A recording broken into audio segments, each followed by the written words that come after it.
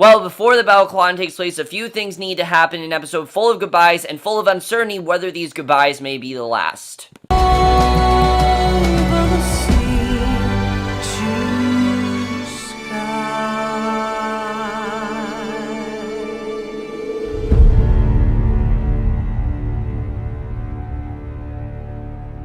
Hey guys, Cameron for Outlander, Season 2, Episode 12, The Hail Mary, and I was definitely looking forward to this episode, especially after last week's episode with that awesome cliffhanger, not knowing what was going to happen. And this episode, I thought, was another amazing episode. A lot of really hard scenes to watch in this episode, and like I said, really an episode full of uncertainty. There's a lot of goodbyes in this episode that takes place because of the upcoming war, and there's a lot of uncertainty where these goodbyes, are going to be the last or not. And it very well focused more, I think, on the supporting cast than it did on the main cast. Not that it didn't focus on Jamie and Claire, but this definitely was more about Mary and, Dougal. Those were the two characters we focused on this episode.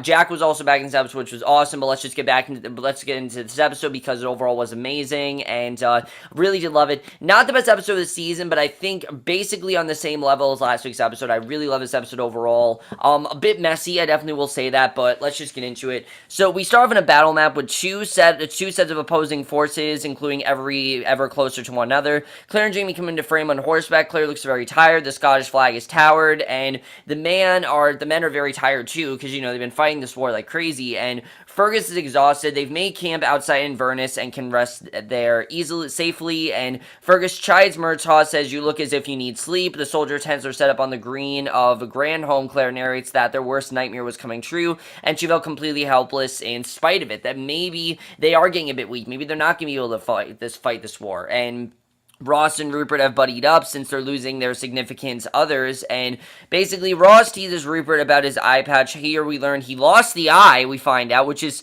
crazy, but I like that there's been battles going on and we haven't seen them, because we do get the sense that this battle has been continuing. There have been mini battles that we haven't seen. That's how a war works. They're just random battles, and it seems here that there were a bunch of battles that just happened, and basically Jamie instructs Dougal to set on a scout mission to follow the British. Then he directs Murtaugh to call a war council, and Murtaugh's very skeptical. He's concerned that they're close to Culloden, and he's also concerned that, Claire's also very concerned. He really feels that they're just too close, and that they're not going to be able to win Culloden because they're so weak, and obviously, that is what Claire's trying to prevent. She's trying to prevent the Battle of Culloden. She's trying to prevent them from losing, and she wants them to win, and this is obviously really not working in the way she wanted at all. In fact, she even says, all that work, how did they bloody hell did they end up there? I mean, it's a great quote, because really everything they've done this season has been them trying to prevent the Battle of Culloden, and not prevented, but get them to win. Try to prevent them from losing the Battle of Culloden, and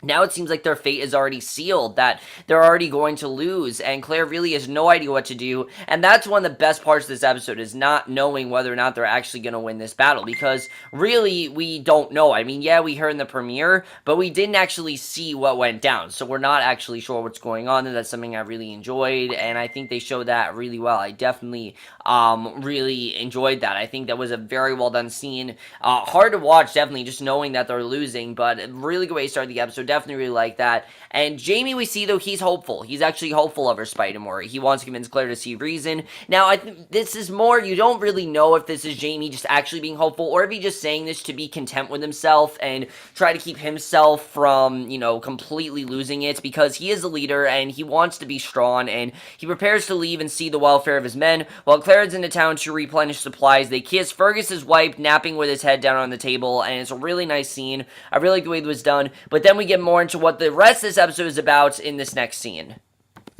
So Claire basically goes to this apothecary, basically, and she hears this very odd request of ginger, chamomile, arsenic, and laudanum, and she's startled to learn that Mary is the one that's asking, and we see Mary in this episode, and Mary, I think, really, this might be her final appearance. I really don't see what else they can do with Mary after this episode. This really did feel like this is Mary's final episode, and just the way it was written, the way that Mary's arc went, especially with the conclusion here, this really felt felt like a conclusive arc, and I really feel this is the end of Mary's arc, because as we know, we're going to be changing things in season 3. We already saw that in season 2. There's going to be a big change in season 3, and I think this episode really does note at that. That basically, a lot of these characters, we're not going to see Mary anymore. So she's very happy to see her. She asks what Mary is doing in town, and Mary informs her that she is with Alex, and Claire's genuinely happy for her because this is what Mary wants. But Mary, we can tell, is not happy. She's actually angry, and basically, she explains that she now knows of Claire's interference in the relationship, and she's not happy with Claire. And I love this more tough side of Mary that we got in this episode. This is no longer the happy-go-lucky Mary who's so innocent. No, Mary actually is genuinely pissed at Claire because she knows that Claire's the one that interfered. Claire is the one that told Alex to give Mary a chance, and really, she's really pissed about that. And obviously, Alex would tell her. You could tell that he really does like her and everything. And basically, she explains that she now knows, and Claire apologizes, has to tend to Alex. Mary obliges. They've taken a room at McGillivray's boarding house, and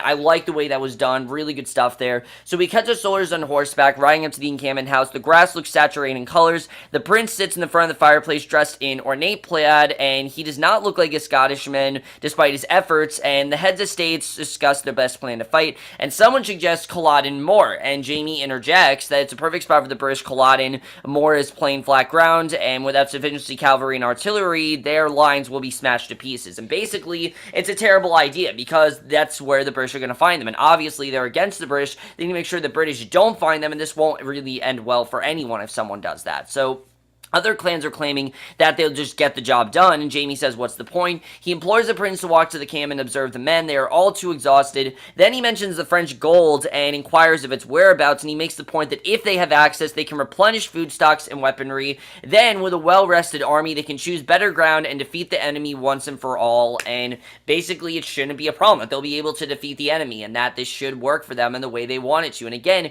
you really do get the sense that Jamie's just trying to, give them encouragement and confidence, because they're slowly losing that encouragement. I can't talk today. I don't know why I'm saying things that aren't even words, but Charles compliments Jamie but claims he is not a frightened hare to be run down by some British hounds, and therefore is uninterested in retreating. And basically Charles says that he is a man, he's a soldier, and he shall comport himself of one, that he is not just going to, stray away. He's going to basically do that, and we then see he peers out the window at his starved army. His decision is made. The men will rest before riding to Culloden, and Jamie looks like he's gonna throw up, because basically, it's a terrible decision. He doesn't know why they're going to do this, and really, things aren't in his control. He really can't control this. It was a group decision, and he's really pissed that this is what they did, but there's really nothing to do with that. I really like the way the scene was done. I will say, some of the scenes of just them talking about the battle just really weren't interesting, because how interesting Claire's stuff was.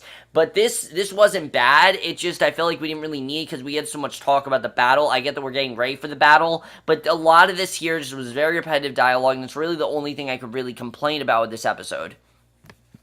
So we see, as usual, Claire is pretty much determined, and she's concerned as she walks the dreary streets of Inverness on her way to find Alex and Mary. She pushes her way into the room, hearing the painted coughs from within, and inside she finds Mary feeding arsenic to a bedridden Alex, and you can see that Alex is pretty near death. He's not really going to make it in this episode. They kind of give you some hope, but I think you can pretty much tell that he's probably going to die, and we see Claire informs her that the arsenic will make him look better physically, but not fix his horrid cough. Obviously, it's poison, so it's not really going to help much, but it's hellacious to listen to, really. Just hearing his cough, I mean, it really was hard just to know that, holy shit, this is actually happening, and Claire goes to work, and especially because we haven't seen a lot of Mary and Alex's relationship, and we really get the sense that Mary hasn't had a lot of time with him, and Claire then goes to work taking temperatures and feeding lymph nodes, and Alex is sweaty, disheveled, he's clearly dying, he's trying to talk, he's happy to see her. Mary tells him to save his breath, and he says that, he asks if he remembers, Claire, and we see Jack is back in this episode. Now, it made sense, obviously, why Jack had to come back. His brother's near death. We've seen that Jack really does care about his brother. We haven't seen a lot of Jack in a while. I think even ever since they went back to Scotland, we haven't seen a lot of Jack, but he's out of, and it's really weird in this episode because he's actually out of uniform, and he's there to leave to visit his brother, and the Jack we get in this episode is just as possessive and controlling as the Jack we've seen, but a little bit more sympathetic, and a little bit more concerned about his brother, and you kind of actually get the sense that he kind of maybe has a backbone, and maybe does have a heart. You kind of get that sense here, and basically, until the end of the episode, which we'll get into, Claire's on edge, but she's fascinated by the interaction that, that he's there. She didn't actually think that he'd show up to see his brother dying, and she learns that Jack is, basically paying their bills. He's been paying all their money, and basically he's been the one that's giving them all this money, which makes sense because he's so, rich, and Alex doesn't seem to be as rich, and Mary asks for Claire's professional diagnosis and inquires as when he can go back to work,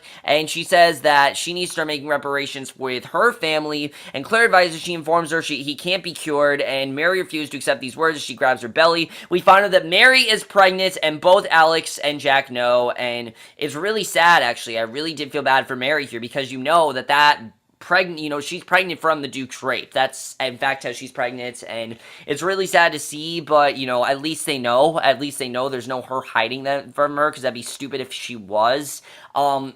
My only question, now this obviously is not going to be Frank. That's not who this is going to be. It's not going to end up being Frank, because we know that Frank is obviously a distant, these are distant ancestors of Frank's, but, that's a big, part of this, is that in order for, him to come back, for him to be alive, Jack needs to live. We know that. So, and of course, we also know that this episode, it's not surprising that Alex is dying, because we know there has to be a way for Jack and Mary to get together, or Frank is never born. We've heard that all season, and it's not just the fact that he'll never be born, it's the fact that Claire will never come to Craignadoon and never discover Craignadoon if Frank is never born. That will pretty much just change everything and really fuck things up for everyone. So I really like the way that was done here. Jack approaches them, saying that Alex is asking for her, and she runs to his aid. And I like that Jack actually, again, kind of cared for Mary, and Claire scowls at Jack and leaves. She knows that he has some sort of ulterior motive, but she also knows she doesn't really want to do anything, because Mary, she knows she can't really do anything. Alex is dying, there's nothing really she can do, and he follows her, grabs her arm. She looks like she wants to kill him. She literally looks like she's on the verge of killing him, and he advises her to not take out her aggressions on him, on his brother. Now, of course, we know the reason why. The reason why she's so pissed is because the last time she heard about Jack is what he did to Fergus, and the fact that he raped Fergus. I mean, it's disgusting. It really is, and that's why she really wants to kill him. So he advises her not to take out her aggressions on him or his brother. After learning she cannot, in fact, heal Alex, he requests she at least ease his pain, and Claire agrees, but for a price. She says, look, okay, I'll do that if you tell me where Cumberland's army is, and Jack says that he asked for his brother, Mary, and their unborn child, and that's basically what he wants. So, really well done scene. Just the, Tobias Menzies in that scene, again, really killed. He kills it every scene he has. He just has such gravitas, and I think such, just such a presence in every scene, and even as good as, Catriona Bell is, I think he really is fantastic. He really did a great job, and, he really was great this entire episode. He's great in every episode, but especially this episode, he really was fantastic. So she returns to Jamie, informs him of her day and her subsequent run, and he's furious to the point of knocking over furniture, not at her, but the fact that Jack's now shown up, he's really pissed about, obviously, and he's intrigued by her news of the British location, and he wishes to confirm the information in 2 days, because this way, since someone that's, British is there, there's a way to stall that, maybe stall them from getting there, maybe there could be a way that Claire could help them, and Cumberland will have a birthday celebration we find out in 2 days, and this softens the blow, and she also tosses out that she plans on tending to Alex's health full-time, and he points off that Jack is unlikely to kill her when he dies, and she counters that she'll take Murtaugh, and that's what she decides to do. So her and Murtaugh go basically to find out what's going on, because obviously Jamie's telling her, look, there's no way you're safe around Jack. We know how destructive Jack is, we know what Jack can do, there's no way that you're safe around Jack. So a group of soldiers then ride at night, a carriage halts, and we see Column's bowed legs emerge, and Rupert says, would you be so kind as to tell me what the Mackenzies are doing here? And Colum, white-haired and robed, is carried in like Claire. He too laughs. He too looks fatigued, and Colum says he's sorry to hear of Angus's death. He always thought when that bastard fell that he would fall with him, and it's really sad to see, because Rupert actually was supposed to die. Diana Gabaldon said, I think that's how you pronounce her name, Gabaldon, she said in the original book that Rupert was supposed to die in the church, and he didn't die, and the reason she didn't do that is because, again, she wanted Angus's death to feel somewhat big. She wanted to feel like a big deal, and really it has felt like a big deal. Outlander doesn't kill off characters, very often. A lot of times they don't do that, so this is quite surprising that they did kill off this character. I like the way that was done, and it's a very sad scene, definitely, especially because we haven't seen Colum a lot, but Colum wishes to speak to Dougal, but Jamie tells him Dougal's mission to follow the British, and Colm approves of Jamie's tactics, and he says, give my brother enough authority, keep him content, but not enough to grant for more. And Jamie jokingly agrees. Claire joins, because he knows, of course, his brother so, wants power and everything, and Claire joins his side. Colm wishes to speak to Claire alone. Jamie obliges, but he will be close by. She offers him a drink. He refuses, but goes on to compliment her and Jamie as a match. She recalls a time when he found their union less agreeable, and he says that he was wrong. That's one of the pleasures of dying. He can finally admit his mistakes. It also makes it easier to ask for favors, and as we know, Colm's dying. This is going to be the last time that Dougal, that he really sees anyone. Colm is definitely dying, and we see we can see his pains are growing by the day. She offers Laundum, and he says it only dulls the senses and would prefer something more final, and she understands but questions the mortal sin of suicide, and he says, what's one more sin to a sinner? And then he pays tribute to the quick death that Galus gave her husband. He welcomed the same. She explains that death by cyanide is painful. Regardless, he leaves the details to her. Additionally, we actually find out something about Galus, which we haven't seen Galus this season, but we do hear that her baby lives, and apparently they only burned her at the stake after she bore the babe, and a boy who is currently in the care of William and Sarah Mackenzie, a barren couple, and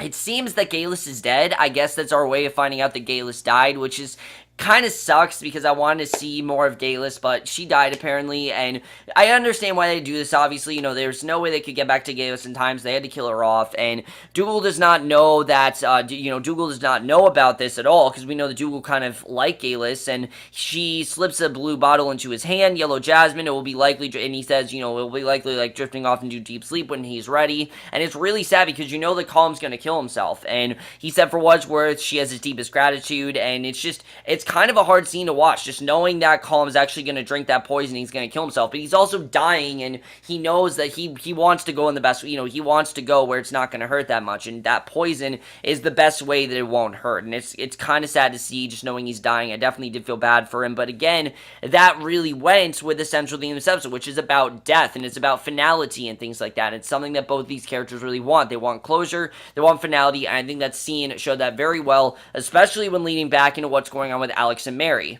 So back in Alex and Mary's room, he's coughing up a lung. Jack curls his head gingerly. Claire orders Mary as a nurse to assist her. She loads a pipe with a smaller concoction to what she gave Ned for his asthma in season 1, and Murtaugh looks very disturbed because he doesn't really know if this is going to work. Jack is untrusting her motives, argues with Claire about treating Alex's lung situation with pipe smoke, and understandably, Mary begs for his trust. They put a paper tuber on the patient's mouth and nose. Claire blows the thorn apple smoke down the tube and into his airwaves. Slowly, the coughing subsides, and now he only wheezes. It doesn't make him better, but it does kind of make him suffer less. And Jack walks to the fireplace, asks for Claire's attention. She professionally informs her that there's nothing more she can do, and you understand why Jack's actually upset. He's upset that because he wants to help his brother, and it's actually kind of sad what's going on there. Now, am I condoning what Jack is doing? No, but I can't help but say that I did kind of feel bad for him here. This is really just him wanting his brother to live, and wanting his brother to have more of a life, and not wanting this to be his brother's final moments. But Claire, unfortunately,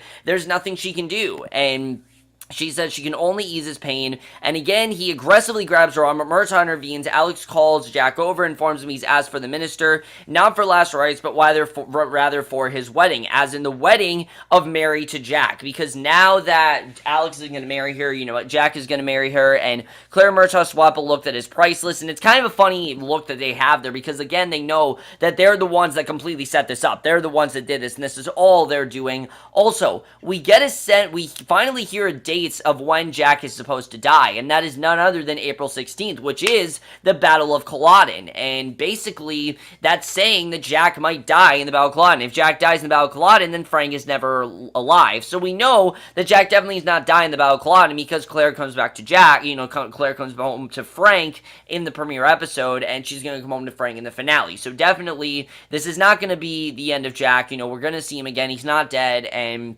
I don't think he's going to die in the finale. So, Mary's sad, but this is hardly her worst betrothal thus far she's aware of, and Alex wants the baby to have the Randall name and all the pomp and circumstance associated with it, and Claire ultimately wants the birth of Frank, and, that's what she wants. So, Jack storms out. Claire sends Murtaugh after him while she tends to Alex, and Alex says that he commends the well-being of those most precious to him to the one that he have loved the longest, and meanwhile, Jamie meets up with Dougal upon his return. He confirms the Brits are in name game and preparing for his birthday celebrations, and Jamie, thanks to Claire, is already aware, but tells Dougal of Colm's arrival, and Jamie just says that Colm's arrived, and it's enough for Dougal to basically get him to come back. Not just to get him to come back, but also to have this closure with his brother. He wants to be able to have that final moment, because Dougal wants to be able to have that final moment, just like Mary wants to have those final moments with Alex. Colm wants those final moments with his brother, and I really enjoyed that. So back at the inn, Murtaugh doesn't understand why Claire is encouraging Mary to wed Jack, because why would she want that? To save the girl? And he basically suggests that he get married to Mary, and basically Claire tries to explain the situation to him, and how after Jack dies in 2 days, Mary will be entitled to his pension, his name, and his station, and Murtaugh drops her off at the tavern where Jack is attempting to drink the situation away. She enters to find him hammered, and he requests her help to convince Alex to give her the marriage idea. She brings up the curse of Jack's death. They exchange words, and he finally puts his Hail Mary by reminding her of his damage to Jamie. And the Hail Mary, yes, the episode was like one last Hail Mary, but also because about Mary, because he literally gets married to Mary in this episode. And this monologue he had was so well done. He says, he says that, did he never tell you the things I did in that room? Yes, I know the sound he makes of the last when he has lost himself, and I regret none of it. The pain, the fear, I revel it in. And really, he's trying to say, look, yes, I did these horrible things to Jamie, and I am not at all ashamed about it. And Claire throws her own spear in the works and guilts him in the union, saying, you are sending your brother to his grave with a broken heart. And she really thinks it's a terrible thing to do for Jack and Mary to get married, because she knows, and even though she's wanted this marriage to happen, she's endorsed this marriage completely. She's even set up this marriage. At the last moment, she's not okay because she cares about Mary, and she does not want Mary to feel this way. She doesn't want Mary to have to go through this pain. And also, having to do this to his brother is really sad to do, but it's totally something that Jack would do. Jack would do what's best for him. Jack would do what's, what helps him best, and that's really the kind of character that Jack really is, and I think it really says a lot about his character. So back at the house, Jamie and Dougal enter Colm's room. The brothers are snide, they're very sarcastic with one another. Dougal brags about restoring the king to his throne, and Colm informs that he is not there to join the cause, but rather to disclose his will in the future of the Mackenzie clan. Hamish will be his heir apparent, with the Guardian to raise him along with Ned, and he asks Jamie to do the work. Someone in the clan will follow until Hamish comes of age, and Dougal's pissed, to say the least. He makes the play that he should be his guardian, as he is Hamish's kin, and he should be the one to look after Hamish. He should totally be the one. And Colm points out the clan will not support Dougal, and it makes sense why, because Dougal has betrayed Scotland. He's allied with the British, and he's not really on their side anymore, so it makes sense why they don't really trust him. And Jamie, very smartly sits this one out, because he doesn't want to get involved. He's already dealing with a lot, and it's kind of funny to see Jamie watching this all from the sidelines, but call him to say that if he was as popular as he believes himself to be, there would be more men here today in this army of his. And it's kind of funny just seeing Colm say, look, Dougal, you're not, you're not a celebrity, you're not that famous, but it's also sad because these are their last moments together, and that Colm's dying, and really, Colm just wants those last moments with him, and really, that's the one thing that he really wanted here. And Jamie's honored, but admits he'll use every option in his power, including raising the Mackenzie banner to beat the British. Colm continues to differentiate Jamie from Dougal, and citing Jamie's instinct to place his men before himself for any cause, he continues to differentiate Dougal from himself, and he's, basically show why he's different from, Colm and everything. And he says that his poor brother, he has lived his life crippled in body, but he has lived his crippled life in mind. And really, Dougal hasn't. Dougal has done all these things without thinking, and that's been the fatal error of his ways. So I like the way that scene was done. Really good stuff. And especially Graham McTavish just killed it in that scene. He is incredible. He really is a great actor, but I don't really get to command him as much. In this episode, he really killed in that monologue. I love the way that scene was done. Amazing stuff. And really shows the difference between Colm and Dougal. And I really enjoyed that. So back to Alex's room. We see a creepy wedding proceeds between Mary and Jack. Claire and Murtaugh begrudgingly act as witnesses. It's really weird. Just the things that they were saying. Will you fulfill these promises to each other?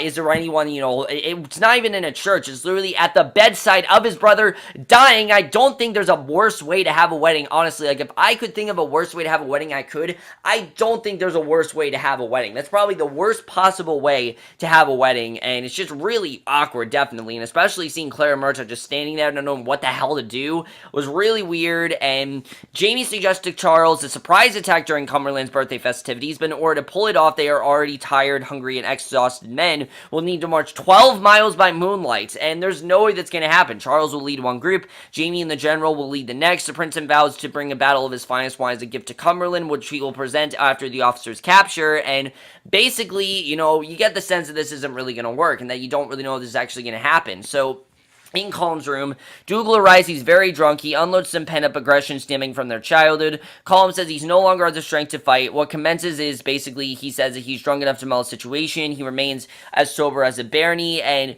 Colm says that he, beyond any injury you could do him, and Colm speaks softly now. Dougal gets in his face as he recounts the day, and it's such a well-done scene because finally we see what Dougal is so upset by, because he gets in his face about the day that Colm was thrown from a horse and how he never recovered, and this was the first time that Dougal's heart was broken. He asks his brother to respond. Colm does not. He's gone, empty ball in hand. Dougal breaks down, and Colm's dead. It's just so sad to see that finally, not even in these dying moments, they were still comparing each other, and they were still fighting, and that's something that Dougal will always have to remember, that his brother was dying in those moments. And Dougal says, he turns his back on him one final time, leave him alone in the darkest in the world, and all he hoped to say to him remains trapped in here, right here, unsaid forever. And really, I think that sums up any death. Everyone talks about those final words of death. What are those final words that you say? And that's something that I think Dougal is really thinking about. Dougal didn't really appreciate his brother till those final moments, and it's really sad to see. I really did actually feel bad for Dougal, even though I don't usually love Dougal as a character. I really did feel bad for him, because no one should have to go through something like that. Just realizing how much their brother cares for them in their final moments, only for their brother to die, is very sad to see, and sad to see Colm go. I knew he was going to go eventually, but really sad to see, and definitely I felt very bad for Dougal in this situation. So Alex then wheezes while Jack stands guard to the left side of the bed. Mary on the right. He stops. It's done. Mary cries, and Alex is dead. And it's really sad to see. Basically, Claire consoles her. Jack coughs away the tears and proceeds to beat Alex. He's mad, but he's also trying to scare Mary and Claire. He composes himself, slicks back his hair, glares at Claire, and I think the real reason he did this is because he wanted Alex to not die from just, he wanted him to just do it quickly. And basically, he glares at Claire, storms out into the darkness from whence he dwells, and he's really going to have a lot of things to do, and I think they did a great job of making Jack a three-dimensional character. Jack's a really nasty, disgusting, vile human being, but he is a human being, and he does have emotions, and this episode really does show that, and I really enjoyed that, and he really does care about his brother at the end of the day. So, Jaime is shocked that Claire encouraged Mary to wed Jack. She informs of Jack's impending death to occur the following day at Culloden, and Jaime remains hopeful that they may avoid Culloden, so she promises to help Jaime dispatch a Jack in the event that they avoid the battle. Jaime grins, they smooch, and basically Jaime says, remind me not to get on your bad side, and we see a horse and rider gallop in the darkness. Scottish soldiers appear exhausted. Murtaugh Percy tells Jaime that the prince and his aide got lost, and now the men in the party have scattered. Jaime, and basically their entire plan has failed because the party scattered, and Jaime attempts to convince his partner, the general, to attack the British birthday party anyway, with only half the men planned, and the general says no, insisting they march back. Culloden more is happening, and there's no way to stop it. Culloden's happening, they're not going to stop it. That is the way the episode ends. Great way to end stuff. Perfect way to set up the finale. But let's get into this episode overall.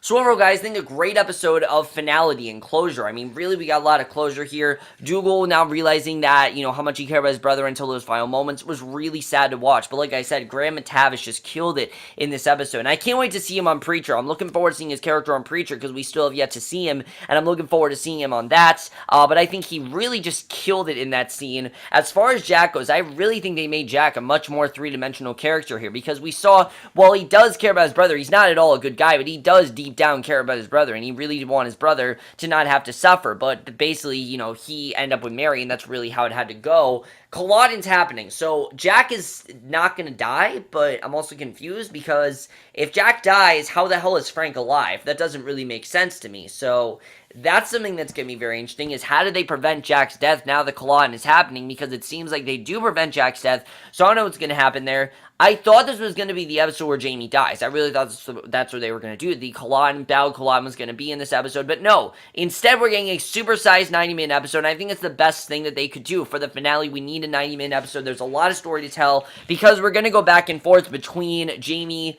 and Jamie in the Battle of Culloden and what's going on there, and then also go to, Claire and Brianna and Roger, because we're going to meet those two characters in the finale. I can't wait to meet those two characters. I've heard so much amazing stuff about, especially Brianna. I've heard amazing things about her, and if that really was Brianna and Faith, that I think this episode would really confirm if that really was Brianna, because Brianna does have red hair. The girl in Faith had red hair. I think it's pretty much, we can assume that that was Brianna. How are they going to win the Battle of Culloden? It really does not seem like they're going to win the Battle of Culloden at this point. It seems like it's going to be the British, that they are ahead of them, that they don't really know what they're doing, and I think Jamie has this thought that they might win, but I don't really know if they're gonna win. We'll have to see how that goes. Also, it seems like Claire is gonna go back. We're gonna get to that. How does Claire get back there? We don't really know. Again, we're gonna have to see how that happens. We're gonna see Jamie dying, though. We're gonna see all that stuff. All of our questions from the season 2 premiere are gonna be answered in the finale. I can't wait for that finale. I'm pretty sure this is Mary's last appearance. If it's not, I think the finale will definitely be. I like the subtle mention of Gallus's death. It's something that I didn't think we were going to get here, but I like that we know that Gallus did die, but she didn't necessarily die. She was a witch after all, so is she dead? I don't really know.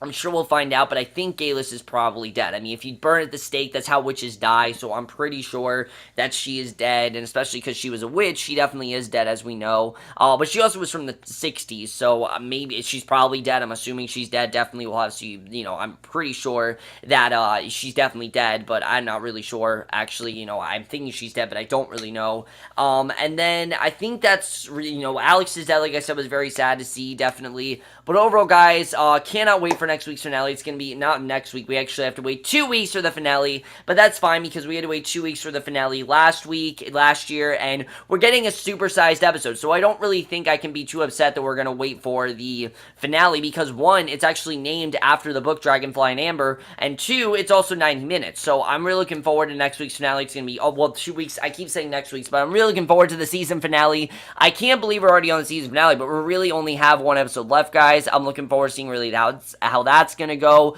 That's going to be very interesting to see how that all plays out, especially the way they juggle those two timelines. I think 90 minutes will give them a lot more time to have finality and closure like this episode wanted to give us. But let me know what you guys thought of this episode. Love to your thoughts on it. Really enjoyed this episode overall. Amazing stuff. Really some hard scenes to watch, but really great stuff overall, especially from Graham McTavish, who just really killed it here and really shows his dramatic abilities.